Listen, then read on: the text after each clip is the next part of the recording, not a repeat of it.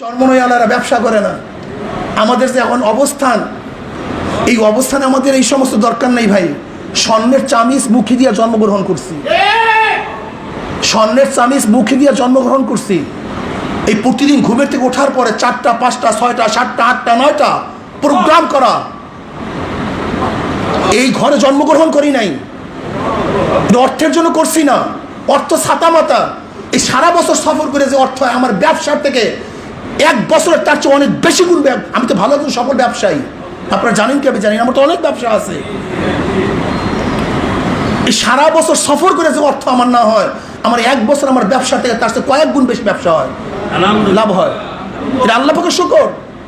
এরপর আপনাদের দৌড়াই কেন, এত চিল্লা ফাল্লা করি কেন? এত দৌড়দের একমাত্র কারণ মন চায় আল্লাহর জমিন, আল্লাহর হুকুমত কায়েম হোক।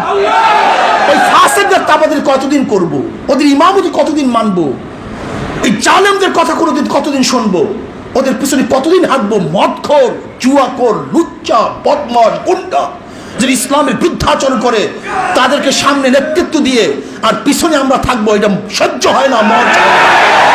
এর জন্য দৌড়াদৌড় করতেছি। এই দৌড়াদৌড়ের কারণে এইটা, আর কিচ্ছু না।